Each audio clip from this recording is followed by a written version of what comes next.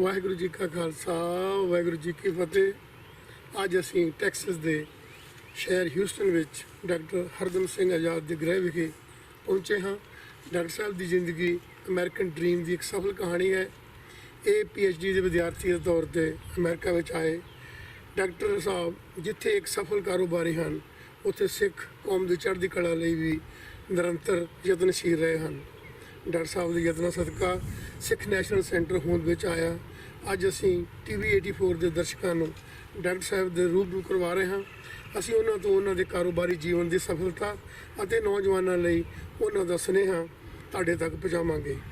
ਹਾਂਜੀ ਡਾਕਟਰ ਸਾਹਿਬ, ਵਾਹਿਗੁਰੂ ਖਾਲਸਾ ਜੀ ਕੀ ਫਤਿਹ ਜੀ। ਡਾਕਟਰ ਸਾਹਿਬ, ਅੱਜ ਅਸੀਂ ਤੁਹਾਡੇ ਨਾਲ ਕੁਝ ਗੱਲਬਾਤ ਕਰਨਾ ਚਾਹੁੰਦੇ ਹਾਂ ਤੁਹਾਡੇ ਜੀਵਨ ਬਾਰੇ। ਇਹ ਕਿੱਥੋਂ ਸ਼ੁਰੂ ਹੋਇਆ ਜੀਵਨ ਤੇ ਅੱਜ ਕੱਲ੍ਹ ਤੁਸੀਂ ਕੀ ਕਰ ਰਹੇ ਹੋ? ਬਹੁਤ ਧੰਨਵਾਦ ਤੁਹਾਡਾ। ਪਹਿਲੀ ਗੱਲ ਹੈ ਇੱਥੇ ਆਉਣ ਦਾ, ਦਾਸ ਨੂੰ ਇਹ ਮੌਕਾ ਦੇਣ ਦਾ। ਮੈਂ ਆਪਣੇ ਆਪ ਨੂੰ ਬਹੁਤ ਸੁਭਾਗਾ ਸਮਝਦਾ ਕਿ ਮੈਂ ਪੰਜਾਬ ਦੇ ਵਿੱਚ ਰਾਜਸਥਾਨ ਨਹਿਰ 'ਤੇ ਓਵਰਸੀ ਲੱਗਿਆ ਹੁੰਦਾ ਸੀ। ਅਤੇ ਮੈਂ ਗੱਲ ਉੱਥੋਂ ਇਸ ਕਰਕੇ ਸ਼ੁਰੂ ਕਰਨੀ ਚਾਹੁੰਦਾ ਕਿ ਮੇਰਾ ਮੋਟੀਵੇਸ਼ਨ ਕੀ ਸੀ ਅਮਰੀਕਾ ਆਉਣ ਦਾ। ਅਤੇ ਮੈਨੂੰ ਨਹਿਰ ਦੇ ਮਹਿਕਮੇ ਵਿੱਚ ਜੋ ਬੇਈਮਾਨੀ ਚੱਲਦੀ ਸੀ ਉਹ ਚੰਗੀ ਨਹੀਂ ਲੱਗੀ। ਘਰੇ ਆ ਕੇ ਬਾਬਾ ਜੀ ਨੂੰ ਮੈਂ ਦੱਸਣੀ ਗੱਲਬਾਤ, ਅਤੇ ਉਹਨਾਂ ਨੇ ਅਖੀਰ ਨੂੰ ਕਿਹਾ ਵੀ ਮੈਂ ਕਾਕਾ, ਮੈਨੂੰ ਤਾਂ ਪਤਾ ਨਹੀਂ ਵੀ ਹਿੰਦੁਸਤਾਨ ਤੋਂ ਬਾਹਰ ਕੀ ਹੈ, ਮੈਨੂੰ ਤਾਂ ਹਿੰਦੁਸਤਾਨ ਦਾ ਵੀ ਪੂਰਾ ਪਤਾ, ਪਰ ਤੇਰੀ ਇੱਥੇ ਨਹੀਂ ਗੱਲ ਬਣਨੀ। ਤੂੰ ਕਿਤੇ ਬਾਹਰ ਜਾ, ਤੂੰ ਆਜ਼ਾਦ, ਤੇਰੀ ਤਸੀਰ ਉੱਦਾਂ ਦੀ ਹੈਗੀ ਵੀ ਤੂੰ ਨਹੀਂ ਚਾਹੁੰਦਾ ਜੋ ਇੱਥੇ ਵਿਗਾੜਿਆ ਹੋ ਰਿਹਾ। ਸੋ ਮੈਂ ਫੈਸਲਾ ਕਰ ਲਿਆ ਬਾਹਰ ਆਉਣ ਦਾ। ਸੰਨ 1962 ਦੀ ਗੱਲ ਹੈ। 22 ਦਸੰਬਰ ਨੂੰ ਮੈਂ ਕੋਚੀਨ, ਜਿਹੜੀ ਹਿੰਦੁਸਤਾਨ ਦੀ ਡੂੰਘੀ ਪਾਣੀ ਦੀ ਬੰਦਰਗਾਹ ਹੈ, ਉੱਥੋਂ ਸ਼ਿਪ 'ਤੇ ਆਇਆ। ਅਤੇ ਉਹਨਾਂ ਦੇ ਨਾਲ ਸ਼ਿਪ ਸਸਤਾ ਸੀ। ਇੱਥੇ ਮੈਂ ਪਹੁੰਚਿਆ 63 ਦੀ ਜਨਵਰੀ ਦੇ ਵਿੱਚ। ਅਤੇ ਮੇਰੇ ਕੋਲ 3 ਸਟੂਡੈਂਟ ਵੀਜ਼ੇ, ਸਟੂਡੈਂਟ ਐਪਲੀਕੇਸ਼ਨਾਂ, ਮੈਨੂੰ ਐਡਮਿਸ਼ਨ ਸੀਗੀਆਂ 3 ਯੂਨੀਵਰਸਿਟੀਆਂ ਦੀਆਂ। ਓਹਾਇਓ ਯੂਨੀਵਰਸਿਟੀ ਦੀ, ਯੂਨੀਵਰਸਿਟੀ ਮਿਸ਼ੀਗਨ ਦੀ ਅਤੇ ਕੈਂਸਸ ਸਟੇਟ ਯੂਨੀਵਰਸਿਟੀ ਦੀ। ਮੈਂ ਮਿਸ਼ੀਗਨ ਗਿਆ, ਉੱਥੇ ਕੋਈ ਦੋਸਤ ਦਾ ਦੋਸਤ ਸੀਗਾ, ਅਤੇ ਉਹਨਾਂ ਨੇ ਕਿਹਾ ਵੀ ਤੇਰੇ ਕੋਲ ਪੈਸੇ ਕਿੰਨੇ ਆ?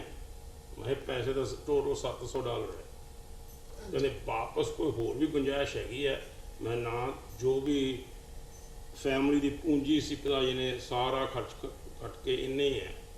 ਕਹਿੰਦੇ ਇੰਨੇ ਤੇਰੇ ਇੱਥੇ ਇੱਕ ਸਮੈਸਟਰ ਵੀ ਨਹੀਂ ਤੇਰਾ ਲੰਘਣਾ। ਅਤੇ ਕੈਂਸਸ ਸਟੇਟ ਉਸ ਵੇਲੇ ਪੰਜਾਬ ਯੂਨੀਵਰਸਿਟੀ ਦੇ ਨਾਲ ਤਾਲੁਕ ਰੱਖਦਾ ਸੀ, ਅਤੇ ਉਹਨਾਂ ਦੀ ਟਿਊਸ਼ਨ ਸਿਰਫ $98 ਸੀ ਸਾਰੇ ਸਮੈਸਟਰ ਦੀ। ਇਸ ਕਰਕੇ ਮੇਰਾ ਮਨ ਦੇ ਵਿੱਚ ਸੀਗਾ ਮੈਂ ਅਖੀਰ ਨੂੰ PhD ਕਰਨੀ ਹੈ ਯੂਨੀਵਰਸਿਟੀ ਮਿਸ਼ੀਗਨ ਤੋਂ, ਅਤੇ ਮੈਂ ਬਾਹਰ ਆ ਕੇ ਕਰ ਲੂੰਗਾ ਮਾਸਟਰਸ। ਸੋ ਮੈਂ ਅੰਡਰ ਗ੍ਰੈਜੂਏਟ ਡਿਗਰੀ ਕੈਂਸਸ ਸਟੇਟ ਤੋਂ ਕੀਤੀ ਸੰਨ 63 ਅਤੇ 64 ਦੇ ਵਿੱਚ। ਅਤੇ ਮੈਨੂੰ ਅਮਰੀਕਾ ਬਾਰੇ ਅਤੇ ਇੱਥੋਂ ਦੀ ਫਰੀ ਮਾਰਕੀਟ ਐਂਟਰਪ੍ਰਾਈਜ਼ ਬਾਰੇ ਪਹਿਲੀ ਸਮਝ ਦੇ ਵਿੱਚ ਹੀ ਇੱਕ ਤਜਰਬਾ ਹੋਇਆ, ਜਿਹੜਾ ਮੈਂ ਦਰਸ਼ਕਾਂ ਦੇ ਨਾਲ ਸਾਂਝਾ ਕਰਨਾ ਚਾਹੁੰਦਾ। ਉਹ ਇਹ ਸੀ ਕਿ ਵਿਤਕਰਾ ਬਹੁਤ ਸੀ ਇਸ ਮੁਲਕ ਦੇ ਵਿੱਚ ਬਰਾਊਨ ਸਕਿਨ ਵਾਲਿਆਂ ਨੂੰ ਉਹਨਾਂ ਦਿਨਾਂ ਦੇ ਵਿੱਚ, ਸੰਨ 63 ਦੇ ਵਿੱਚ। ਅਤੇ ਜੇ ਚੰਗੀਆਂ ਨੌਕਰੀਆਂ ਸੀ ਉਹ ਸਾਨੂੰ ਨਹੀਂ ਸੀ ਮਿਲਦੀਆਂ। ਸੋ ਮੈਂ ਬਿਲਕੁਲ ਜਿਹੜੀ ਛੋਟੀ ਤੋਂ ਛੋਟੀ ਮਜ਼ਦੂਰੀ ਹੈ, ਮਜ਼ਦੂਰੀ ਕੀਤੀ green giant P can company ਵਿੱਚ ਸਮਰ ਲਾਈਨ।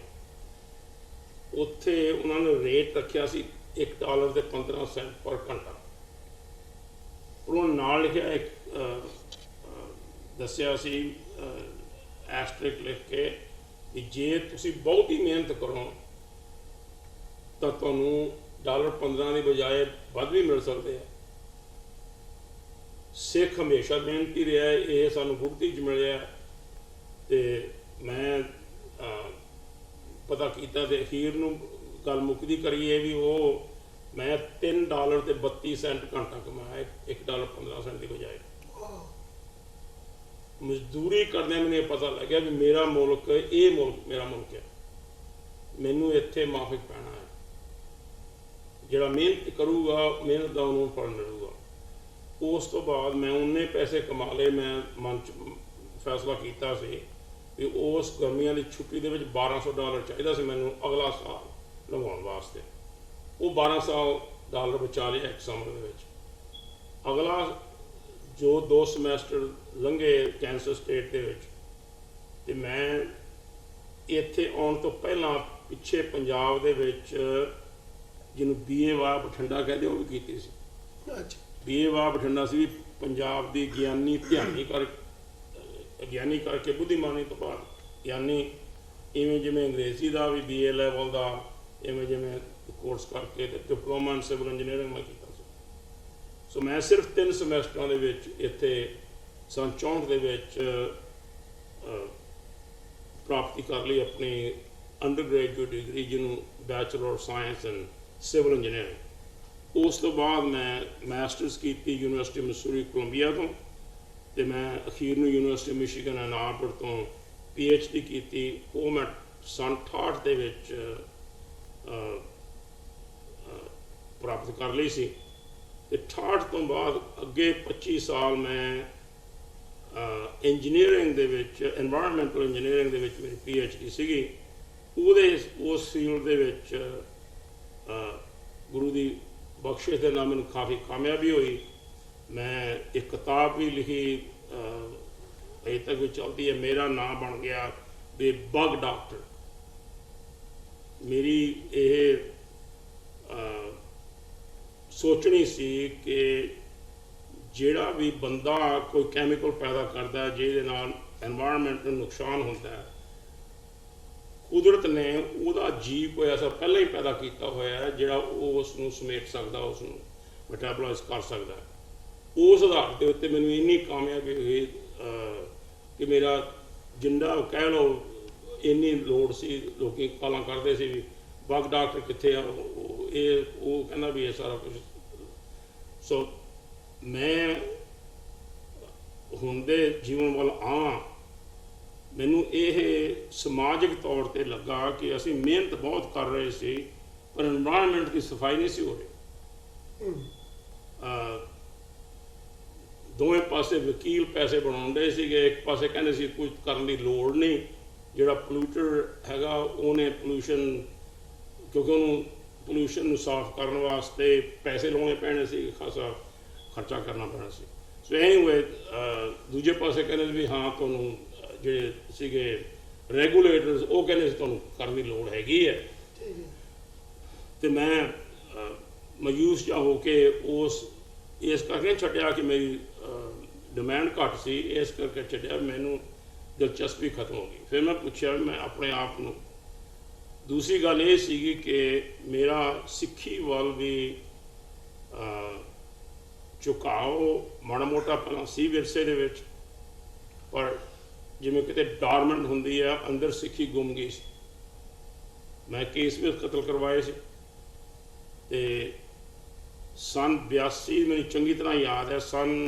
ਉਸ ਤੋਂ ਪਹਿਲਾਂ ਸੰਨ 75-76 ਦੇ ਵਿੱਚ ਡਾਕਟਰ ਜਗਜੀਤ ਸਿੰਘ ਚੌਹਾਨ ਮੇਰੇ ਘਰੇ, ਉਹਨੂੰ ਮੈਂ ਸੱਦਿਆ, ਵਾਸ਼ਿੰਗਟਨ DC ਰਹਿੰਦਾ ਸੀ ਉਹਨਾਂ ਦੇ ਨਾਲ ਮੈਂ, ਤੇ ਉੱਥੇ ਗੱਲਬਾਤ ਚੱਲੀ ਤੇ ਮੈਨੂੰ ਥੋੜ੍ਹੀ ਜਾਗ ਆਈ ਵੀ ਪਿਤਾ ਜੀ ਜੇਲ੍ਹਾਂ ਜਾਂਦੇ ਹੁੰਦੇ ਸੀ, ਕਿਉਂ ਜਾਂਦੇ ਹੁੰਦੇ ਸੀਗੇ?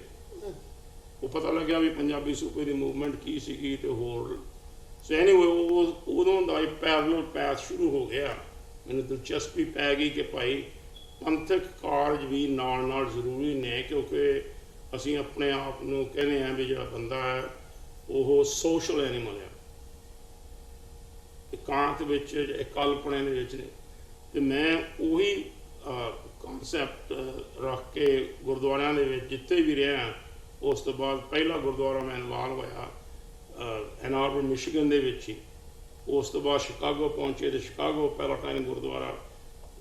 ਇਹ ਅੱਥ ਕਥਨੀ ਨਹੀਂ ਹੋ ਗਈ ਕਿ ਸਾਡੇ ਘਰੇ ਸਕੀਮਾਂ ਬਣੀਆਂ ਵੀ ਅਸੀਂ ਉਹਨਾਂ ਦਿਨਾਂ ਦੇ ਵਿੱਚ ਇੱਕ ਹਾਲ ਕਿਰਾਏ 'ਤੇ ਲੈ ਕੇ ਰਹਿੰਦੇ ਹੁੰਦੇ ਸੀ। ਇਹ ਸਾਰਾ ਕੁਝ ਡਾਕਟਰ ਸਾਹਿਬ, ਇਹ ਸਾਰਾ ਕੁਝ ਜੂਨ 84 ਤੋਂ ਬਾਅਦ ਸ਼ੁਰੂ ਹੋਇਆ?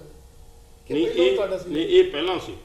ਜੂਨ 84 ਦੇ ਬਾਅਦ ਜੋ ਕਹੋ ਵੀ ਅੰਦਰ ਦੀ ਧੁਖਦੀ ਅੱਗ ਭਾਂਪੜ ਮੱਚ ਕੇ ਨਿਕਲੀ, ਪਰ ਉਦੋਂ ਪਹਿਲਾਂ ਸੰਨ 82 ਵਿੱਚ ਵੀ ਡਾਕਟਰ ਜਗਜੀਤ ਸਿੰਘ ਚੌਹਾਨ ਉਦੋਂ ਖਾਲਿਸਤਾਨ ਦਾ ਨਾਰਾ ਲਾਉਂਦਾ ਹੁੰਦਾ ਸੀਗਾ। ਤੇ ਜਿਹੜੇ ਇੱਥੋਂ ਦੇ ਸਿਆਸੀ ਬੰਦੇ ਸੀ, ਇਹ ਤੀਸਰੀ ਇਨਵੋਲਵਮੈਂਟ ਹੈ ਕਿ ਮੈਂ ਸਿਆਸੀ ਖੇਤਰ ਦੇ ਵਿੱਚ ਵੀ ਸਾਨੂੰ ਲੱਗਣ ਦੀ ਲੋੜ ਹੈ।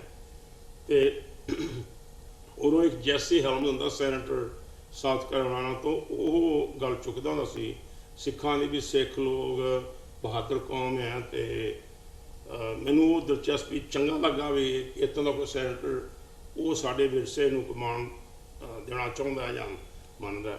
ਐਨੀਵੇ ਮੈਂ ਫਾਸਟ ਫਾਰਵਰਡ ਕਰਾਂ, ਮੈਂ ਸੰਨ 94-95 ਵਿੱਚ ਇਸ ਪਾਸੇ ਜਿਹੜਾ ਮੈਂ ਹੁਣ ਜਿਸ ਜ਼ਿੰਦਗੀ ਨਿਭਾ ਹੋ ਰਿਹਾ, ਮੈਂ ਇਹ ਸੋਚਿਆ ਵੀ ਜਦੋਂ ਮੈਂ ਜਿਹੜਾ ਐਨਵਾਇਰਨਮੈਂਟਲ ਇੰਜੀਨੀਅਰਿੰਗ ਦੇ ਵਿੱਚ ਮੈਂ ਦੱਸਿਆ ਵੀ ਅਟਰਨੀਜ਼ ਵਰ ਮੇਕਿੰਗ ਬੰਚ ਆਫ ਫੀਸ, ਅਸੀਂ ਦਾਅਵਾ ਕਰਦੇ ਸੀ ਅਸੀਂ ਐਨਵਾਇਰਨਮੈਂਟ ਸਾਫ਼ ਕੀਤੀ ਹੈ। ਮੈਨੂੰ ਪਤਾ ਸੀ ਵੀ ਇਹ ਸਭ ਝੂਠ ਹੈ। ਵਕੀਲਾਂ ਦੀਆਂ ਫੀਸਾਂ ਦੇ ਨਾਲ ਤਾਂ ਐਨਵਾਇਰਨਮੈਂਟ ਨਹੀਂ ਸਾਫ਼ ਹੋਣੀ। ਤੇ ਇਸ ਕਰਕੇ ਮੈਂ ਚਾਹਿਆ। ਦੂਸਰੀ ਗੱਲ ਇਹ ਵੀ ਸੀਗੀ ਕਿ ਮੇਰੇ ਕਦੇ ਮੈਂ ਪੱਗ ਰੱਖ ਲੈਣੀ, ਕਦੇ ਮੈਂ ਲਾ ਦੇਣੀ। ਘਰ ਦੀ ਖੇਤੀ ਸਮਝ ਕੇ ਮੈਂ ਕੇਸਾਂ ਨੂੰ ਕਤਲ ਕਰਦਾ ਰਿਹਾ, ਕਦੇ ਰੱਖ ਲੈਣੇ ਕਦੇ ਨਾ ਰੱਖਣੇ। ਤੇ ਮੈਂ ਫੈਸਲਾ ਕੀਤਾ ਵੀ ਭਾਈ ਮੈਨੂੰ ਛੋਟੀ ਨੌਕਰੀ ਇਸ ਕਰਕੇ ਨਹੀਂ ਸੀ ਮਿਲਦੀ, ਮੈਂ ਬਹੁਤਾ ਕੁਆਲੀਫਾਈਡ ਸੀ। ਵੱਡੀ ਨੌਕਰੀ ਤਾਂ ਕਹਿੰਦੇ ਸੀ ਵੀ ਤੇਰੀ ਜਿਹੜੀ ਦੇਖਣੀ ਵੇਖਣੀ ਆ ਉਹ ਇੱਥੋਂ ਦੀ ਚਾਹੀਦੀ ਹੈ। ਇਸ ਕਰਕੇ ਮੈਂ ਕਾਫੀ ਦੁਚਿੱਤੀ ਵਿੱਚ ਰਿਹਾ 2-3 ਸਾਲ। ਤੇ ਮੈਂ ਸੱਚੇ ਦਿਲੋਂ ਗੁਰੂ ਅੱਗੇ ਬੇਨਤੀ ਕੀਤੀ, ਮੈਨੂੰ ਕੋਈ ਰਾਹ ਦੱਸੋ, ਮੈਂ ਗੁੱਸੇ 'ਚ ਪਿਆ। ਤੇ ਗੁਰੂ ਸਾਹਿਬ ਨੇ ਮੈਨੂੰ ਅੰਦਰੋਂ ਸੋਝੀ ਬਖਸ਼ੀ ਕਿ ਭਾਈ ਤੂੰ ਗਲਤ ਲਾਈਨ 'ਚ ਖੜਾ, ਤੂੰ ਤੇ ਜਾਬਾਂ ਦੇਣ ਵਾਲਿਆਂ 'ਚ ਖੜਾ ਹੋ, ਲੈਣ ਵਾਲਿਆਂ 'ਚ ਕਾਹਦੇ ਵਾਸਤੇ ਖੜਾ ਹੋਣਾ। ਮੈਂ ਸੋਚਿਆ ਵੀ ਜਾਬਾਂ ਦੇਣ ਵਾਸਤੇ ਮੈਂ ਕਿੱਦਾਂ ਖੜਾ ਹੋਊਂਗਾ। ਫਿਰ ਮੈਂ ਸੋਚਿਆ ਮੈਨੂੰ ਲੋਕਾਂ ਨੇ ਚੰਗੀਆਂ ਤਨਖਾਹਾਂ ਦਿੱਤੀਆਂ, ਵੱਡੀਆਂ ਨੌਕਰੀਆਂ ਦਿੱਤੀਆਂ, ਕਾਹਦੇ ਕਰਕੇ ਦਿੱਤੀਆਂ, ਮੇਰੇ ਕੋਲ ਕਿਹੜੇ ਗੁਣ ਨੇ। ਮੈਂ ਉਹ ਗੁਣਾਂ ਦੀ ਇੱਕ ਕੋਰੇ ਕਾਗਜ਼ 'ਤੇ ਲਿਸਟ ਬਣਾਈ। ਉਹ ਮੈਂ ਦੇਖਿਆ ਫਿਰ ਵੀ ਇਹ ਮੈਂ ਗੁਣ ਕਿਹੜੇ ਬਿਜ਼ਨਸ, ਕਿਹੜੇ ਧੰਦੇ ਵਿੱਚ ਅਪਲਾਈ ਕਰ ਸਕਦਾ ਜਿਹਦੇ ਨਾਲ ਮੈਂ ਆਪਣੀ ਆਪ ਦਾ ਨਿਰਵਾਹ, ਰੋਟੀ ਟੁੱਕਾ ਵੀ ਹੋ ਜਾਏ। ਤੇ ਜੋ ਮੈਨੂੰ ਪੰਥਕ ਜਾਗ ਲੱਗੀ ਸੀ ਮਨ ਦੇ ਵਿੱਚ ਸੀਗਾ ਵੀ ਵਿਰਸੇ ਨੇ ਮੈਨੂੰ ਨਾ ਕੁਝ ਦਿੱਤਾ, ਮੈਂ ਵੀ ਕੋਈ ਨਾ ਕੋਈ ਵਿਰਸੇ ਨੂੰ ਦੇਣਾ ਮੇਰਾ ਬਣਦਾ। ਤੇ ਉੱਥੋਂ ਮੈਂ ਫੈਸਲਾ ਕੀਤਾ ਵੀ ਕਮਰਸ਼ੀਅਲ ਰੀਅਲ ਇਸਟੇਟ ਜਿਹੜਾ ਹੈਗਾ ਉਹਦੇ ਵਿੱਚ ਮੈਨੂੰ ਪੂਰੀ ਆਪਣੀ ਖੁੱਲ੍ਹ ਹੋਣੀ ਹੈ ਜੋ ਮੈਂ ਕਰਾਂ। ਤੇ ਸੋ ਮੈਂ ਇਹ ਕੰਮ ਜਿਸ ਕੰਮ ਵਿੱਚ ਹੋਣਾ ਮੈਂ ਸੰਨ 95 ਤੋਂ ਜਨਵਰੀ ਦੇ ਅਖੀਰ ਤੋਂ ਸ਼ੁਰੂ ਕੀਤਾ ਹਿਊਸਟਨ ਦੇ ਵਿੱਚੋਂ। ਹੁਣ ਗੁਰੂ ਦੀ ਕਿਰਪਾ ਦੇ ਨਾਲ ਪਿਛਲੇ 2-3 ਸਾਲਾਂ ਦਾ ਸਾਡਾ ਕੰਮ ਬਹੁਤ ਵਧਿਆ। ਸਾਡੇ ਕੋਲੇ 18-19 ਸ਼ਾਪਿੰਗ ਸੈਂਟਰ ਹੈਗੇ ਆ ਸਾਰੇ ਸਾਊਥ ਵਿੱਚ। ਟੈਨਸੀ 'ਚ ਹੈਗੇ ਆ, ਮੈਂਫਿਸ ਤੇ ਨੈਸ਼ਵਿਲ, ਐਲਾਬਾਮਾ 'ਚ ਹੈ, ਮਿਸਿਸਿਪੀ 'ਚ ਹੈ, ਲੁਈਜ਼ੀਆਨਾ 'ਚ ਹੈ, ਟੈਕਸਸ 'ਚ, ਓਕਲਾਹੋਮਾ 'ਚ। ਤੇ ਜੋ ਮੈਂ ਖਾਸ ਗੱਲ ਦੁਹਰਾਉਣੀ ਚਾਹੁੰਦਾ, ਲੇਬਰ ਕਰਨੀ ਚਾਹੁੰਦਾ, ਉਹ ਇਹ ਹੈ ਕਿ ਜਿਹੜਾ ਵੰਡ ਛਕਣ ਦਾ ਕਾਨਸੈਪਟ ਹੈ, ਮੈਨੂੰ ਸਿੱਖੀ ਨੇ 3 ਕਾਨਸੈਪਟ ਦਿੱਤੇ ਆ। ਕਿਰਤ ਕਰ, ਨਾਮ ਜਪ, ਉਹਦੇ ਨਾਲ ਕਿਰਤ ਸੁਕਰਤ ਵੀ ਬਦਲੂਗੀ। ਤੇ ਤੀਸਰੀ ਗੱਲ ਹੈ ਵੀ ਤੂੰ ਭਾਈ ਵੰਡ ਕੇ ਛੱਡ। ਮੈਂ ਸੋਚਦਾ ਸੀ ਆਪਣੇ ਬਿਜ਼ਨਸ ਦੇ ਵਿੱਚ ਵੀ ਇਹਦਾ ਕਿਵੇਂ ਕਾਨਸੈਪਟ ਬਣੂਗਾ ਵੀ ਮੈਂ ਵੰਡ ਕੇ ਕਿਵੇਂ ਛਕ ਸਕਦਾ। ਉੱਥੋਂ ਮੈਂ ਮਨ 'ਚ ਆਈ ਵੀ ਜੇ ਤੂੰ ਇਕੱਲਾ ਕਰਦਾ ਹੈ, 2-4 ਬੰਦੇ ਜਿਹੜੇ ਬਹੁਤੇ ਤੇਰੇ ਨੇਟ ਦੇ ਆ ਉਹਨਾਂ ਨਾਲ ਹੀ ਸਿਰਫ ਕਰਦਾ ਹੈ, ਤੇ ਤੇਰਾ ਕੰਮ ਛੋਟਾ ਹੀ ਰਹਿਣਾ। ਜੇ ਇਸ ਕੰਮ ਨੂੰ ਤੂੰ ਵੱਡੇ ਪੱਧਰ 'ਤੇ ਲੈ ਕੇ ਜਾਣਾ ਹੈ ਤੇ ਤੂੰ ਇਹਨੂੰ ਗੱਲ ਨੂੰ ਖੋਲ ਦੇ, ਇਸ ਨੂੰ ਧੰਦਾ ਨਾ ਸਮਝ, ਇਹਨੂੰ ਸੇਵਾ ਸਮਝ। ਤੇ ਮੈਂ ਉਹ ਸੇਵਾ ਸਮਝਣ ਦੇ ਆਧਾਰ ਦੇ ਉੱਤੇ ਆਪਣਾ ਵਰਡ ਆਫ ਮਾਊਥ ਜਿਹਨੂੰ ਕਹਿੰਦੇ ਆ ਸ਼ੁਰੂ ਕਰ ਲਿਆ ਕੰਮ। ਤੇ ਮੈਂ ਗੁਰੂ ਅੱਗੇ ਅਰਦਾਸ ਕੀਤੀ। ਮੇਰੇ ਕੋਲ ਪਿਛਲੇ 2-3 ਸਾਲਾਂ ਗੱਲ ਆ 2 ਵੱਡੇ ਸੈਂਟਰ ਲੈ ਲਏ ਤੇ ਮੈਨੂੰ ਡੱਕਾ ਨਹੀਂ ਪਤਾ ਵੀ ਪੈਸੇ ਉਹ ਡਾਊਨ ਪੇਮੈਂਟ ਕਿੱਥੋਂ ਆਉਣੇ, ਮੇਰੇ ਕੋਲ ਤਾਂ ਹੈ ਨਹੀਂ ਸੀ। ਪਰ ਮੈਨੂੰ ਭਰੋਸਾ ਸੀਗਾ ਕਿ ਮੇਰਾ ਜਿਹੜਾ ਵਿਹਾਰ ਲੋਕਾਂ ਨਾਲ ਹੁਣ ਤੱਕ ਰਿਹਾ ਉਹ ਬਹੁਤ ਸੁਥਰਾ ਹੈ ਤੇ ਗੁਰੂ ਆਪੇ ਮੇਰੀ ਬਾਂਹ ਫੜੂਗਾ, ਆਪੇ ਮੈਨੂੰ ਰਾਹ ਦੱਸੂਗਾ। ਗੱਲ ਕੀ, ਮੈਂ $18 ਮਿਲੀਅਨ ਮੈਨੂੰ ਚਾਹੀਦੀ ਸੀ ਕੈਸ਼। $18 ਮਿਲੀਅਨ ਗੁਰੂ ਦੀ ਕਿਰਪਾ ਦੇ ਨਾਲ ਤੇ ਜੋ ਮੇਰਾ ਪਿਛਲਾ ਸਾਫ ਸੁਥਰਾ ਵਿਹਾਰ ਸੀ ਲੋਕਾਂ ਦੇ ਨਾਲ, ਉਹਦੇ ਆਧਾਰ ਦੇ ਉੱਤੇ ਇਕੱਠਾ ਹੋ ਗਿਆ। ਅਸੀਂ ਦੋਵੇਂ ਸੈਂਟਰ ਨੂੰ ਕਲੋਜ਼ ਕਰਤੇ। ਹੁਣ ਜਿੱਥੇ ਗੱਲ ਖੜੀ ਹੈ, ਆਈ ਐਮ ਵੈਰੀ ਹੈਪੀ ਕਿ ਮੈਨੂੰ ਇਹ ਪਲੇਟਫਾਰਮ ਮਿਲਿਆ ਹੈ। ਮੇਰੇ ਕੋਲ 8-10 ਬੰਦੇ ਇਹ ਕੰਮ ਕਰਦੇ ਆ ਪ੍ਰੋਪਰਟੀ ਮੈਨੇਜਮੈਂਟ ਦਾ। ਸਾਨੂੰ ਪੂਰੀ ਸੂਹ ਆ ਗਈ ਕਿ ਵੀ ਇਹ ਪੈਸੇ ਕਿਵੇਂ ਬਣਾਉਣੇ ਆ, ਕਿਵੇਂ ਗਾਉਣੇ ਨਹੀਂ, ਤੇ ਇਹ ਇੰਸਟੀਟਿਊਸ਼ਨਲਾਈਜ਼ ਪੱਧਰ ਹੈ। ਤੇ ਮੈਂ ਦਰਸ਼ਕਾਂ ਦੇ ਨਾਲ ਇਹ ਗੱਲ ਦੱਸਣੀ ਚਾਹੁੰਦਾ ਕਿ ਆਪਣੇ ਸਿੱਖਾਂ ਦੇ ਵਿੱਚ, ਸਾਡੇ ਸਿੱਖ ਸਮਾਜ ਦੇ ਵਿੱਚ ਇਹ ਦੋ ਤੇ ਗੁਰੂ ਦੀਆਂ ਦਿੱਤੀਆਂ ਹੋਈਆਂ ਚੀਜ਼ਾਂ ਸਾਡੇ ਵਿੱਚ ਭਰਪੂਰ ਨੇ। ਅਸੀਂ ਹਮੇਸ਼ਾ ਪਹਿਲੀ ਗੱਲ ਕਹਿੰਦੇ, ਭਾਈ ਕਿਰਤ ਕਰੋ। ਆਪਣੇ ਬੜੇ ਕਿਰਤੀ ਨੇ, ਬੜੀ ਮਿਹਨਤ ਕਰਦੇ। ਕੋਈ ਵੀ ਮਿਹਨਤ ਬਹੁਤ ਘੱਟ ਬੰਦੇ ਮਿਲਣਗੇ ਜਿਨ੍ਹਾਂ 'ਤੇ ਮੈਂ ਸ਼ੱਕ ਕਰ ਸਕਦਾ ਕਿ ਭਾਈ ਪਤਾ ਨਹੀਂ ਇਹ ਮਿਹਨਤ ਪੂਰੀ ਕਰਦਾ, ਪਰ ਮੋਸਟ ਬੰਦੇ ਆਪਣੇ ਬਹੁਤ ਮਿਹਨਤ ਕਰਦੇ ਆ। ਦੂਸਰੀ ਗੱਲ ਹੈ ਵੀ ਉਹ ਸੇਵ ਵੀ ਕਰਦੇ ਆ। ਵੀ ਸਾਡੇ ਕਲਚਰ ਦੇ ਵਿੱਚ, ਏਸ਼ੀਅਨ ਕਲਚਰ ਦੇ ਵਿੱਚ ਕਹ ਲਓ ਵੀ ਸੇਵ ਫॉर द ਰੇਨੀ ਡੇ, ਇਹ ਸਾਡੀ ਆਦਤ ਬਣ ਚੁੱਕੀ ਹੈ। ਸੇਵ ਵੀ ਕਰਦੇ ਆ। ਤੇ ਤੀਜੀ ਗੱਲ ਦੇ ਉੱਤੇ ਮੈਨੂੰ ਇਹ ਮਹਿਸੂਸ ਹੁੰਦਾ ਹੈ, ਤਜਰਬਾ ਹੈਗਾ ਮੇਰਾ, ਕਿ ਆਪਣੇ ਲੋਕ ਬਿਲਕੁਲ ਫੇਲ ਨੇ। ਬਥੇਰਿਆਂ ਕੋਲੇ 50,000 ਇਕੱਠਾ ਹੋ ਗਿਆ, 100 ਆਪਣਾ $1,00,000 ਸੇਵ ਕਰ ਲਿਆ, 2 ਲੱਖ 2 ਲੱਖ। ਉਹ ਫਿਰ ਉਹ ਜਦੋਂ ਇਨਵੈਸਟ ਕਰਦੇ ਆ, ਉਹਨਾਂ ਨੂੰ ਜਾਂ ਤਾਂ ਸੂਝ ਨਹੀਂ ਕਿਹੜੀ ਗੱਲ ਕਰਕੇ ਇਨਵੈਸਟਮੈਂਟ ਸੇਫ ਹੋਵੇ ਤੇ ਉਹਦਾ ਗੱਲ ਨਾ ਵਧੇ। ਡਾਕਟਰ ਸਾਹਿਬ, ਤੁਸੀਂ ਕਿਹਾ ਵੀ 1995 'ਚ ਤੁਸੀਂ ਸ਼ਾਪਿੰਗ ਸੈਂਟਰ ਦਾ ਕੰਮ ਸ਼ੁਰੂ ਕੀਤਾ। ਉਦੋਂ ਤੋਂ ਲੱਗ ਕੇ ਜਿੰਨੇ ਤੁਹਾਡੇ ਪਾਰਟਨਰ ਨੇ, ਕਿਸੇ ਦੇ ਕਿੰਨਿਆਂ ਦੇ ਲੋਕਾਂ ਦੇ ਨੁਕਸਾਨ ਹੋਏ ਆ। ਫਾਇਦਾ ਤਾਂ ਮੈਂ ਸਮਝਦਾ ਚਲੋ ਹੋਇਆ ਉਹ ਸਾਰਿਆਂ ਨੂੰ ਜਿਨ੍ਹਾਂ ਦੇ ਨੁਕਸਾਨ ਨਹੀਂ ਹੋਏ, ਪਰ ਕੁਝ ਕਿੰਨੇ ਕੁ ਬੰਦੇ ਨੇ ਇਹ ਸ਼ਾਪਿੰਗ ਸੈਂਟਰਾਂ 'ਚ ਉਹਨਾਂ ਦਾ ਨੁਕਸਾਨ ਹੋਇਆ ਹੋਵੇ? ਅਸੀਂ ਸ਼ਾਪਿੰਗ ਸੈਂਟਰਾਂ ਦੇ ਵਿੱਚ ਹੁਣ ਤੱਕ ਘੱਟੋ ਘੱਟ 30 ਸੈਂਟਰ ਅਸੀਂ ਖਰੀਦੇ ਹੋਣੇ ਆ, ਤੇ ਉਹ ਵਿੱਚੋਂ ਵੇਚੇ ਆ ਹੁਣ ਸਾਰੇ 17-18 ਹੈਗੇ ਆ। ਸਾਰਿਆਂ ਦੀ ਔਸਤ ਪਾਈਏ ਤੇ 15% ਕੈਸ਼ ਔਨ ਕੈਸ਼ ਲੋਕਾਂ ਨੂੰ ਮਿਲਿਆ। ਘਾਟਾ ਕਿਸੇ ਨੂੰ ਵੀ ਨਹੀਂ ਪਿਆ, ਇੱਕ ਨੂੰ ਵੀ ਨਹੀਂ ਪਿਆ ਕਿਸੇ ਵੀ ਸੈਂਟਰ ਦੇ ਉੱਤੇ। ਇਹ ਮੇਰਾ, ਤੁਸੀਂ ਇਹ ਨੈਸ਼ਨਲ ਟੀਵੀ ਦੀ ਗੱਲ ਕਹਿ ਰਹੇ ਜੀ? ਮੈਂ ਨੈਸ਼ਨਲ ਟੀਵੀ ਤੇ ਗੱਲ, ਕਿਸੇ ਬੰਦੇ ਨੂੰ ਘਾਟਾ ਨਹੀਂ ਪਿਆ, ਕਿਸੇ ਨੂੰ ਘਾਟਾ ਨਹੀਂ ਪਿਆ। ਵਾਹ! ਇਹ ਮੈਂ ਆਪਣੀ ਵਡਿਆਈ ਨਹੀਂ ਸਮਝਦਾ, ਇਹ ਮੇਰੀ ਗੁਰੂ ਦੀ ਵਡਿਆਈ ਹੈ। ਇਸ ਕਰਕੇ ਕਿ ਅਸੀਂ ਝੂਠ ਮਾਰਨਾ ਨਹੀਂ ਤੇ ਸੱਚ ਤੇ ਪਹਿਰਾ ਦੇਣਾ। ਡਾਕਟਰ ਸਾਹਿਬ, ਮੈਂ ਤਾਂ ਕਈਆਂ ਆਪਣੇ ਫਰੈਂਡਾਂ ਨੂੰ ਵੀ ਜਾਣਦਾ ਜਿਹੜੇ ਨਿਊਯਾਰਕ ਜਾਂ ਕੈਲੀਫੋਰਨੀਆ ਤੋਂ ਮੂਵ ਹੋ ਕੇ ਆਏ ਤੇ ਵਿਚਾਰੇ ਫਿਰ ਅੱਜ ਕੱਲ੍ਹ ਟੈਕਸੀਆਂ ਚਲਾਉਣ ਡਏ ਜਾਂ ਟਰੱਕ ਚਲਾਉਣ ਡਏ ਤੇ ਬੜਾ ਪਿੱਟਦੇ ਵੀ ਆ ਵੀ ਭਾਈ ਸਾਡਾ ਨੁਕਸਾਨ ਬਹੁਤ ਹੋ ਗਿਆ। ਇਹਦੇ ਬਾਰੇ ਤੁਸੀਂ ਕੀ ਕਹੋਗੇ? ਇਹ ਉਹਨਾਂ ਦਾ ਤਜਰਬਾ ਸੱਚ ਹੈ, ਸੱਚਾਈ ਰੋਂਦੇ ਆ, ਪਰ ਉਹ ਵੀ ਕੁਝ ਤੱਕ ਉਹ ਆਪ ਵੀ ਦੋਸ਼ੀ ਨੇ। ਇਸ ਕਰਕੇ ਕਿ ਦੋ ਗੱਲਾਂ ਉਹਨਾਂ ਨੇ ਚੰਗੀ ਤਰ੍ਹਾਂ ਨਹੀਂ ਵਿਚਾਰੀਆਂ ਜਿਸ ਧੰਦੇ ਵਿੱਚ ਪਏ ਹੈ। ਕਿਸੇ ਦਲਾਲ ਤੋਂ ਉਹਨਾਂ ਨੇ ਗੈਸ ਸਟੇਸ਼ਨ ਲੈ ਲਿਆ ਜਾਂ ਮੋਟਰ ਲੈ ਲਿਆ ਜਾਂ ਕੋਈ ਹੋਰ ਬਿਜ਼ਨਸ ਲੈ ਲਿਆ। ਕੁਝ ਲੋਕ ਉਹਨਾਂ ਨੇ ਉਹ ਦਲਾਲ ਕਿਸ ਤਰ੍ਹਾਂ ਦਾ ਹੈ, ਕੀ ਉਹਦੀ ਪਿਛੋਕੜ ਹੈ, ਕੀ ਉਹਨੂੰ ਤਜਰਬਾ ਹੈ, ਕੀ ਉਹਦਾ ਜੀਵਨ ਹੈ, ਉਹ ਚੰਗੀ ਤਰ੍ਹਾਂ ਨਹੀਂ ਪਰਖਿਆ। ਹਰੇਕ ਬਿਜ਼ਨਸ ਦੇ ਵਿੱਚ ਠੱਗ ਵੀ ਹੈਗੇ ਆ, ਪਰ ਮੈਂ ਗੁਰੂ ਦੇ ਨਾਲ ਪਹਿਲੇ ਦਿਨੋਂ ਪੜ੍ਹਨ ਕੀਤਾ, ਗੁਰੂ ਦੀ ਕਿਰਪਾ ਹੈ ਕਿ ਮੈਂ ਠੱਗੀ ਨਹੀਂ ਕਰਨੀ। ਤੁਸੀਂ ਦੱਸ ਸਕਦੇ ਜੇ ਕੋਈ ਵੀ ਇਨਸਾਨ ਬਾਹਰੋਂ ਮੂਵ ਹੁੰਦਾ ਟੈਕਸਸ ਦੇ ਵਿੱਚ ਜਾਂ ਪੈਸੇ ਇਨਵੈਸਟ ਕਰਨਾ ਚਾਹੁੰਦਾ ਹੈ, ਉਹ ਕਿਹੜੀਆਂ ਚੀਜ਼ਾਂ ਦਾ ਖਿਆਲ ਰੱਖੇ ਜਿਹਨਾਂ ਦਾ ਧੋਖਾ ਨਾ ਹੋਵੇ?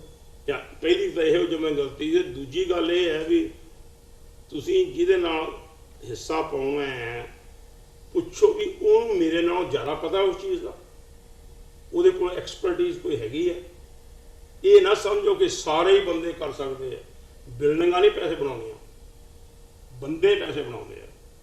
ਬੰਦੇ ਪੈਸੇ ਇਸ ਤਰੀਕੇ ਸ਼ਾਪਿੰਗ ਸੈਂਟਰਾਂ ਵਿੱਚ ਵੀ ਘਾਟੇ ਪੈਂਦੇ ਆ, ਮਿਲੀਅਨਸ ਲੋਕਾਂ ਨੇ ਲੂਜ਼ ਕੀਤੇ ਆ, ਹੁਣ ਹੁੰਦੇ ਆ। ਜਿਹੜਾ ਡਰਾਈਵਰ ਦਾ ਤੁਸੀਂ ਟਰੈਕ ਰੈਕਡ ਦੇਖਦੇ ਹੋ, ਜਿਹਦੇ ਹਰ ਸਾਲ ਹੀ ਉਹਦੇ 8-10 ਟਿਕਟਾਂ ਮਿਲਦੀਆਂ ਤੇ 2-4 ਐਕਸੀਡੈਂਟ ਹੁੰਦੇ ਆ, ਉਹਨੂੰ ਕਹੋ ਵੀ ਤੁਸੀਂ ਮੇਰੀ ਫੈਮਿਲੀ ਮੈਂ ਉਹਦੇ ਨਾਲ ਚੜਾ ਦੇਣੀ ਆ। ਇਹੋ ਹਾਲ ਬਿਜ਼ਨਸ ਦੇ ਵਿੱਚ ਹੈ। ਤੁਸੀਂ ਉਹਨੂੰ ਇਹ ਵੀ ਨਹੀਂ ਪੁੱਛਦੇ ਵੀ ਤੇਰੇ ਕੋਈ ਟਿਕਟਾਂ ਮਿਲੀਆਂ ਤੈਨੂੰ। ਮੇਰਾ ਟਰੈਕ ਰੈਕਡ ਪਿਛਲੇ 20 ਸਾਲਾਂ ਦਾ ਇਹ ਹੈ ਕਿ ਮੈਂ ਉਹ ਗੱਲ ਕਰਨੀ ਹੀ ਨਹੀਂ ਜਿਹਦੇ ਵਿੱਚ ਘਾਟੇ ਦੀ ਸੰਭਾਵਨਾ ਨਜ਼ਰ ਆਉਂਦੀ ਹੈ। ਕਿ ਮੇਰੇ ਇਹਨੇ ਤਜਰਬੇ ਦੇ ਵਿੱਚ ਕੋਈ ਪ੍ਰਾਪਰਟੀ ਗਈਆਂ ਮੈਨੂੰ 2-3 ਪ੍ਰਾਪਰਟੀਆਂ ਦੇ ਵਿੱਚ ਘਾਟਾ ਪਿਆ, ਪਰ ਪਾਰਟਨਰਾਂ ਨੂੰ ਘਾਟਾ ਇਸ ਕਰਕੇ ਨਹੀਂ ਪਿਆ ਕਿ ਉਹ ਜਦੋਂ ਉਹ ਪ੍ਰਾਪਰਟੀ ਗਈ ਹੈ ਉਦੋਂ ਤੱਕ ਉਹਦੀ ਮੂਲ ਮੁੜਿਆ ਸੀ। ਤੇ ਬਿਜ਼ਨਸ ਵਿੱਚ ਮੈਂ ਇਹ ਨਹੀਂ ਕਹਿਣਾ ਵੀ ਕਿ ਅਸੀਂ ਕਦੇ ਬਿਜ਼ਨਸ ਰਿਸਕ ਹੈ ਨਹੀਂ, ਹੈਗਾ। ਰਿਸਕ ਨੂੰ ਵਿਚਾਰਨਾ ਕਿੱਦਾਂ, ਉਹਨੂੰ ਐਨਾਲਾਈਜ਼ ਕਿੱਦਾਂ ਕਰਨਾ, ਉਹਨੂੰ ਮਿਟੀਗੇਟ, ਉਹਨੂੰ ਘਟਾਉਣਾ ਕਿੱਦਾਂ, ਇਹ ਐਕਸਪਰਟੀਜ਼ ਦਾ ਧੰਦਾ। ਜਿਸ ਧੰਦੇ ਦੇ ਤੁਸੀਂ ਮਾਹਿਰ ਹੋ ਜਾਂਦੇ ਹੋ ਉਹਦਾ ਤੁਹਾਨੂੰ। ਸੋ ਇਹ ਦੋ ਗੱਲਾਂ ਅਗੇਨ ਆਈ ਥਿੰਕ ਤੁਹਾਡਾ ਸਵਾਲ ਬਹੁਤ ਠੀਕ ਹੈ, ਕਿਉਂਕਿ ਇਹਦੇ ਵਿੱਚ ਮੈਂ ਵੀ ਬਹੁਤ ਸੁਣਿਆ। ਮੈਂ ਇੱਕ ਦਲਾਲ ਕੋਲੋਂ ਗੱਲ ਪਿੱਛੇ ਜੇ ਸੁਣੀ ਸੀ, ਦੇਖੋ ਜੀ ਆਜ਼ਾਦ ਸਾਹਿਬ ਹੁਣ ਤੇ ਨਿਰਵਾਹ ਨਹੀਂ ਹੁੰਦਾ। ਮੈਂ ਕਿਉਂ ਨਹੀਂ ਨਿਰਵਾਹ ਹੁੰਦਾ? ਕਹਿੰਦਾ ਮੇਰੇ ਤੇ ਕੋਈ ਯਕੀਨ ਨਹੀਂ ਕਰਦਾ, ਮੈਂ ਝੂਠ ਮਾਰਿਆ ਹੋਣਾ। ਕਹਿੰਦਾ ਝੂਠ ਤੇ ਮਾਰਨਾ ਪੈਂਦਾ। ਮੈਂ ਫਿਰ ਸਿੱਖ ਨਹੀਂ ਤੂੰ ਸਿੱਖ ਨੂੰ ਤੇ ਇਹ ਹਦਾਇਤ ਝੂਠ ਨਹੀਂ ਮਾਰਿਆ ਤੇ ਜੇ ਤੂੰ ਝੂਠ ਨਾ ਮਾਰਿਆ ਹੁੰਦਾ ਤੇਰੇ ਤੇ ਵਿਸ਼ਵਾਸ ਰਹਿਣਾ ਸੀ ਲੋਕਾਂ ਦਾ। ਜੇ ਤੁਸੀਂ ਝੂਠ ਮਾਰਦੇ ਹੋ ਤੇ ਫਿਰ ਇਹ ਸਮਝਦੇ ਹੋ ਕਿ ਹਾਂ ਝੂਠ ਮਾਰਦੇ ਨਾਲ ਵਾਧਾ ਹੋਊਗਾ, ਪਤਾ ਨਹੀਂ ਹੋਣਾ ਝੂਠ ਮਾਰਦਾ ਘਾਟਾ ਹੋਣਾ। ਅੱਜ ਪੈ ਜੇ ਕੱਲ ਨੂੰ ਪੈ ਜੇ। ਡਾਕਟਰ ਸਾਹਿਬ, ਜੋ ਸਿੱਖ ਨੈਸ਼ਨਲ ਸੈਂਟਰ ਸੰਸਥਾ ਤੁਸੀਂ ਇੱਥੇ ਬਣਾਈ ਜਾ ਰਹੀ ਹੈ ਜੀ, ਉਹਦੇ ਬਾਰੇ ਕੁਝ ਤੁਹਾਡੇ ਕੀ ਡ੍ਰੀਮ ਨੇ ਤੇ ਉਹ ਸੰਸਥਾ ਦੀ ਕਿੱਦਾਂ ਸਿੱਖਾਂ ਨੂੰ ਦੇਣ ਹੋਊ? ਜਦੋਂ ਸੰਨ 84 ਦਾ ਅਟੈਕ ਹੋਇਆ ਨਾ ਦਰਬਾਰ ਸਾਹਿਬ ਤੇ, ਮੇਰੇ ਉਦੋਂ ਕੇਸ ਕਤਲ ਹੋਏ ਸੀ। ਪਹਿਲੀ ਗੱਲ ਮੇਰੇ ਅੰਦਰੋਂ ਐਸੀ ਅੱਗ ਜਾਗੀ ਵੀ ਫਿੱਟੇ ਮੂੰਹ ਤੇਰੇ ਬੰਦਿਆ, ਤੂੰ ਕਿਹੜੇ ਵਿਰਸੇ ਤੋਂ ਖੜਾ ਹੋਇਆ ਸੀ ਵੀ ਤੂੰ ਆਪਣੇ ਆਪ ਨੂੰ ਬੜਾ ਕਾਮਯਾਬ ਸਮਝਦਾ ਹੈ ਅਮਰੀਕਾ ਦੇ ਵਿੱਚ, ਵੀ ਤੂੰ ਘੱਟੋ ਘੱਟ ਹੱਦ ਨਾਲ ਮਾਰ ਸਕਦਾ। ਤੇ ਮੈਂ ਉਸ ਵੇਲੇ ਇੱਕ ਤਾਂ ਪ੍ਰਣ ਕੀਤਾ ਕਿ ਮੈਂ ਹੁਣ ਤੋਂ ਬਾਅਦ ਇਹਨੂੰ ਮੈਂ ਹਾਪੀ ਨਹੀਂ ਸਮਝਣਾ ਸਿੱਖੀ ਨੂੰ। ਸਿੱਖੀ ਮੇਰਾ ਅੰਗ ਹੈ, ਸਿੱਖੀ ਮੇਰੀ ਹੋਂਦ ਹੈ। ਤੇ ਮੈਂ ਇਹ ਵੀ ਸਮਝ ਆਵੇ ਅਸੀਂ ਘਰ ਘਰ ਧਰਮਸਾਲ ਦੀ ਗੱਲ ਸਾਨੂੰ ਸਮਝ ਨਹੀਂ ਆਈ। ਘਰ ਘਰ ਗੁਰਦੁਆਰੇ ਬਣਾਉਣੇ ਸ਼ੁਰੂ ਕਰ ਦਿੱਤੇ, ਹਰੇਕ ਬਲਾਕ ਗੁਰਦੁਆਰਾ। ਮੈਂ ਚਾਹੁੰਦਾ ਸੀ ਕਿ ਇੱਕ ਪਲੇਟਫਾਰਮ ਬਣਾਇਆ ਜਾਵੇ ਸਾਊਥ ਵਿੱਚ ਜਿੱਥੇ ਅਸੀਂ ਕਾਫੀ ਕੁਝ ਕਰ ਸਕੀਏ। ਸੋ ਸਿੱਖ ਨੈਸ਼ਨਲ ਸੈਂਟਰ ਦਾ ਡ੍ਰੀਮ ਮੇਰੇ ਮਨ ਦੇ ਵਿੱਚ ਉਸ ਵੇਲੇ ਆਇਆ। ਸਿੱਖ ਸਾਰੇ ਨੇਸ਼ਨ ਦਾ ਇੱਕ ਨਾਰਾ ਲੱਗਾ ਸੀ, ਜਦੋਂ ਧਰਮ ਯੁੱਧ ਮੋਰਚਾ ਚੱਲਦਾ ਸੀ ਉਦੋਂ ਬਾਅਦ ਵੀ ਗੱਲਾਂ ਬਾਤਾਂ ਹੋਈਆਂ ਵੀ ਇੱਕ ਹੀ ਸਿੱਖ ਕੌਮ ਹੈਗੀ ਹੈ, ਸਿੱਖਾਂ ਦਾ ਕੋਈ ਥਾਂ ਨਹੀਂ ਗਾ ਕਿ ਸਿੱਖ ਕੌਮ ਹੈ। ਕੌਮ ਦੇ ਸਿਆਸੀ ਬੰਦੇ 5 ਗੁਣ ਸਮਝਦੇ ਆ ਵੀ ਉਹ ਜਿਹਨੂੰ ਕੌਮ ਕਹਿੰਦੇ ਆ, ਤੇ ਸਾਡੇ ਕੋਲ ਹੈਗੇ ਆ। ਸਾਂਝਾ ਗ੍ਰੰਥ, ਸਾਂਝੀ ਬੋਲੀ, ਸਾਂਝੀ ਮਾਂ ਪੁੱਤ ਜ਼ਮੀਨ ਜਿੱਥੇ ਸਾਡਾ ਵਿਰਸਾ ਹੈਗਾ, ਤੇ ਸਾਂਝੇ ਰਾਜ ਦੇ ਸੁਪਨੇ, ਸਾਂਝੇ ਰਾਜ ਦੀਆਂ ਗੱਲਾਂ ਅਸੀਂ ਰੋਜ਼ ਦਿਹਾੜੀ ਕਰਦੇ ਹਾਂ।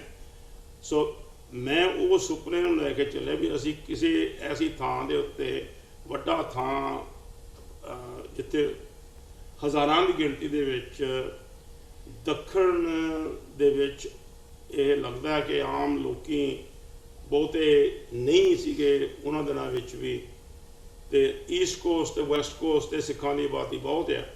ਪਰ ਮੇਰੇ ਮਨ ਸੀਗਾ ਵੀ ਜਿੱਥੇ ਨੌਕਰੀਆਂ ਹੈਗੀਆਂ, ਜਿੱਥੇ ਤਰੱਕੀ ਹੋਣੀ ਹੈ ਆਰਥਿਕ ਤੌਰ ਦੇ ਉੱਤੇ, ਉੱਥੇ ਸਿੱਖਾਂ ਨੇ ਵੀ ਪਹੁੰਚ ਜਾਣਾ। ਤੇ ਮੈਂ ਉਸ ਡ੍ਰੀਮ ਨੂੰ ਲੈ ਕੇ ਸੰਨ 98 ਦੇ ਵਿੱਚ ਗੱਲ ਐਕਚੁਅਲੀ ਆ ਕੇ ਬਣੀ, ਜਦੋਂ ਸਾਨੂੰ ਜ਼ਮੀਨ ਦਾ ਮੌਕਾ ਮਿਲਿਆ ਕੁਦਰਤੀ। ਸੰਨ 97 ਦੇ ਵਿੱਚ ਸਿੱਖ ਸੈਂਟਰ ਦੇ ਲੰਗਰ ਹਾਲ ਨੂੰ ਉਪਸਟੇਅਰ ਅੱਗ ਲੱਗੀ, ਤੇ ਉਦੋਂ ਫੈਸਲੇ ਹੋਏ ਸੰਗਤ ਦੀ ਮਰਜ਼ੀ ਦੇ ਨਾਲ ਵੀ ਅਸੀਂ ਡੇਰਾ ਕੂਚ ਕਰੀਏ ਤੇ ਵੱਡੀ ਥਾਂ ਤੇ ਲਈਏ, ਜੋ ਗੁਰੂ ਨੂੰ ਭਾਉਂਦਾ ਸੀਗਾ ਉਸੇ ਤਰੀਕੇ ਦੇ ਨਾਲ ਉਦੋਂ ਦੇ ਅਸੀਂ ਇਸ ਪਾਸੇ ਲੱਗੇ ਆ। ਤੇ ਮੇਰਾ ਸੁਪਨਾ ਇਹ ਹੈ ਕਿ ਅਸੀਂ ਇੱਥੇ ਸਿੱਖਾਂ ਦੀ ਸਿਰਫ ਗੁਰਦੁਆਰਾ ਤੇ ਲੰਗਰ ਹੀ ਨਾ ਹੋਵੇ, ਇਹਦੇ ਨਾਲ ਚੰਗਾ ਤਕੜਾ ਸਿੱਖ ਨੈਸ਼ਨਲ ਐਜੂਕੇਸ਼ਨ ਇੰਸਟੀਚਿਊਟ ਬਣੇ, ਜਿੱਥੋਂ ਸਿੱਖੀ ਬਾਰੇ ਗੱਲਾਂ ਬਾਤਾਂ ਹੋ ਸਕਣ, ਪੜ੍ਹਾਈ ਲਿਖਾਈ ਹੋ ਸਕੇ, ਸਕੂਲ ਚੱਲਣ। ਉਹਨਾਂ ਦੇ ਨਾਲ ਨਾਲ ਇੱਥੋਂ ਹੀ ਜਿਹੜੇ ਸਿੱਖਾਂ ਦੇ ਪ੍ਰਚਾਰ ਦੇ ਸਾਧਨ ਨੇ ਉਹ ਖੜੇ ਕੀਤੇ ਜਾਣ, ਇੱਥੇ ਕੋਈ ਸਿੱਖਾਂ ਦੀ ਯਾਦਗਾਰ ਬਣੇ, ਇੱਥੇ ਬੜੀਆਂ ਬੜੀਆਂ ਸਿੱਖਾਂ ਦੀਆਂ ਮੀਟਿੰਗਾਂ ਹੋਣ, ਆਡੀਟੋਰੀਅਮ ਬਣਾਇਆ ਜਾਵੇ। ਸੋ ਇਹ ਅਸੀਂ 20 ਏਕੜ ਦਾ ਥਾਂ ਲੈ ਕੇ, ਦੂਸਰਾ ਮੈਂ ਇਹ ਵੀ ਚਾਹੁੰਦਾ ਸੀਗਾ ਵੀ ਇਹ ਥਾਂ ਹੋਵੇ ਜਿੱਥੇ ਸਿੱਖ ਦਿਖਾਈ ਨਜ਼ਰ ਆਉਣ ਆਮ ਇੱਥੋਂ ਦੇ ਲੋਕਾਂ ਨੂੰ।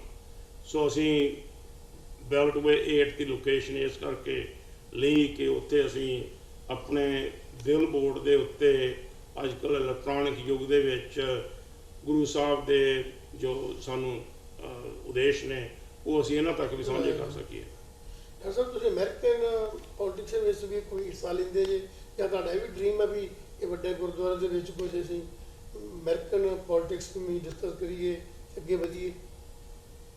ਬਿਲਕੁਲ ਸਾਡਾ ਫਰਜ਼ ਬਣਦਾ ਹੈ ਤੇ ਅਸੀਂ ਹਿੱਸਾ ਪਾਇਆ। ਜਦੋਂ 84 ਦੇ ਵਿੱਚ ਮੈਂ ਗੱਲ ਕੀਤੀ ਸੀ, ਸਾਨੂੰ ਲੋੜ ਪਈ ਤੇ ਅਸੀਂ ਇੱਥੇ ਕਾਂਗਰਸਮੈਨ ਰਿਕਰੂਟ ਕੀਤਾ ਜੇ ਸਾਡੀ ਗੱਲ ਕਰ ਸਕੇ। ਉਦੋਂ ਦਾ ਹੀ ਇਹ ਦੌਰ ਸੀ ਜਦੋਂ ਅਸੀਂ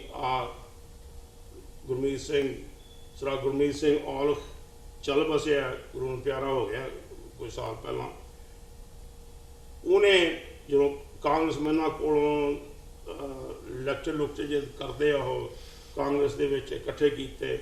ਸਾਡਾ ਮਤਲਬ ਇਹ ਸੀ ਵੀ ਜਿਹੜੇ ਜੈਨੋਸਾਈਡ ਹੋਇਆ ਸਿੱਖਾਂ ਦਾ, ਉਹ ਲਿਖਤੀ ਰੂਪ ਦੇ ਵਿੱਚ ਪਰਮਾਨੈਂਟਲੀ ਦੁਨੀਆ ਦੇ ਸਾਹਮਣੇ ਹੋਵੇ, ਤੇ ਉਹ ਤਾਂ ਹੀ ਸੰਭਵ ਹੈ ਕਿ ਅਸੀਂ ਇਨਵੋਲਵ ਹੋਈਏ। ਦੂਸਰੀ ਗੱਲ, ਗੁਰੂ ਸਾਹਿਬ ਵੀ ਸਾਨੂੰ ਕਹਿੰਦੇ ਨੇ ਕਿ ਭਾਈ ਹਥਿਆਰਬੰਦ ਹੋਵੇ।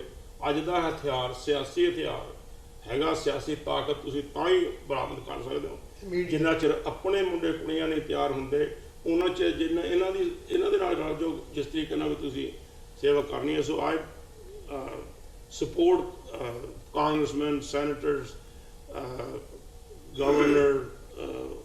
ਤੇ ਸਾਨੂੰ ਸਾਰਿਆਂ ਨੂੰ ਚਾਹੀਦਾ ਕਿ ਖਾਸ ਕਰਕੇ ਆਪਣੇ ਆਉਣ ਵਾਲੀ ਅੱਗੇ ਪਨੀਰੀ ਉਹਨਾਂ ਨੂੰ ਚਾਹੀਦਾ ਕਿ ਉਹ ਇਨਵੋਲਵ ਹੋਣ। ਡਾਕਟਰ ਸਾਹਿਬ, ਸਿੱਖ ਮੀਡੀਆ ਬਾਰੇ ਤੁਸੀਂ ਕਿੱਦਾਂ ਸੋਚਦੇ ਜੇ? ਮੀਡੀਆ ਕਿੱਦਾਂ ਕ੍ਰੀਏਟ ਕੀਤਾ ਜਾਣਾ ਚਾਹੀਦਾ ਆ, ਜਾਂ ਤੁਹਾਡੀ ਕੀ ਦੇਣ ਦੇ ਵਾਸਤੇ, ਜਾਂ ਦੂਜੇ ਸਿੱਖ ਜਿਹੜੇ ਆ ਯੰਗ ਉਹ ਕੀ ਕਰਨ, ਤੇ ਮੀਡੀਆ ਦੀ ਕੀ ਜ਼ਰੂਰਤ ਹੈ ਸਿੱਖਾਂ ਵਿੱਚ? ਜਿਵੇਂ TV 84 ਡਾਕਟਰ ਅਮਰਜੀਤ ਸਿੰਘ ਨੇ ਸ਼ੁਰੂ ਕੀਤਾ, ਹੋਰ ਰੇਡੀਓ ਪ੍ਰੋਗਰਾਮ ਨੇ, ਹੋਰ ਆਪਣਾ ਜਿਹੜਾ ਸਿੱਖ ਮੀਡੀਆ ਹੈਗਾ, ਸਿੱਖ ਮੀਡੀਆ ਦਾ ਕੰਮ ਹੈਗਾ ਚੌਕੀਦਾਰਾ ਕਰਨਾ, ਪੰਥ ਨੂੰ ਜਗਾਏ ਰੱਖਣਾ। ਧੰਨਵਾਦ ਆ ਉਹਨਾਂ ਵੀਰਾਂ ਦਾ, ਉਹਨਾਂ ਭੈਣਾਂ ਦਾ ਜਿਨ੍ਹਾਂ ਨੇ ਇਸ ਪਾਸੇ ਹਿੱਸਾ ਪਾਇਆ। ਜੋ ਦਾਸ ਕੋਲੋਂ ਮਾੜਾ ਮੋਟਾ ਸਪੋਰਟ ਹੋ ਸਕਦੀ ਹੈ ਉਹ ਕਰਦੇ ਹੈ। ਗੁਰੂ ਕੁਝ ਲਗਨਾ ਕੁਝ ਸੱਜਣਾ ਦੇ ਵਿੱਚ ਆਪੇ ਪਾਉਂਦਾ, ਕੰਮ ਉਹਨਾਂ ਨੇ ਕਰਨਾ ਹੁੰਦਾ ਜਿਨ੍ਹਾਂ ਦੇ ਵਿੱਚ ਉਹ ਲਗਨ ਹੈਗੀ ਹੈ। ਮੈਨੂੰ ਮੀਡੀਆ ਬਾਰੇ ਸਿੱਧੇ ਤੌਰ ਦੇ ਉੱਤੇ ਕੋਈ ਬਹੁਤਾ ਪਤਾ ਨਹੀਂ, ਪਰ ਮੈਨੂੰ ਵਾਹ ਪਿਆ ਸੰਨ 84 ਦੇ ਵਿੱਚ ਜਦੋਂ ਮੈਂ ਇੱਥੋਂ ਦੇ ਮੀਡੀਆ ਦੇ ਵਿੱਚ ਖਾਸਾ ਸਰਗਰਮ ਸੀਗਾ। TV ਤੇ ਰੇਡੀਓ ਤੇ ਅਖਬਾਰਾਂ ਦੇ ਵਿੱਚ ਮੈਨੂੰ ਪਤਾ ਸੀ ਵੀ ਇਹ ਗੱਲ ਹਿੰਦੁਸਤਾਨ ਸਰਕਾਰ ਡਿਸਇਨਫੋਰਮੇਸ਼ਨ ਦਿੰਦੀ ਸੀ ਸਿੱਖਾਂ ਬਾਰੇ, ਤੇ ਮੇਰਾ ਕਾਰਨ ਸੀ ਕਿ ਮੈਂ ਉਹ ਡਿਸਇਨਫੋਰਮੇਸ਼ਨ ਨੂੰ ਸਿੱਧੀ ਇਨਫੋਰਮੇਸ਼ਨ ਕਰਾਂ। ਜੇ ਸਾਡੇ ਮੀਡੀਆ ਹੋਣਗੇ ਕਿ ਅਸੀਂ ਉਹ ਕੰਮ ਚੰਗੇ ਸੁਖਾਲੇ ਢੰਗ ਨਾਲ ਤੇ ਉੱਚੀ ਪੱਧਰ ਤੇ ਕਰ ਸਕਦੇ ਹਾਂ। ਡਾਕਟਰ ਸਾਹਿਬ, ਬਹੁਤ ਖੁਸ਼ੀ ਹੋਈ ਤੁਹਾਨੂੰ ਮਿਲ ਕੇ ਜੀ। ਤੁਹਾਡਾ ਬਹੁਤ ਬਹੁਤ ਧੰਨਵਾਦ, ਤੁਸੀਂ ਸਾਨੂੰ ਟਾਈਮ ਦਿੱਤਾ। ਵਾਹਿਗੁਰੂ ਜੀ ਕਾ ਖਾਲਸਾ ਵਾਹਿਗੁਰੂ।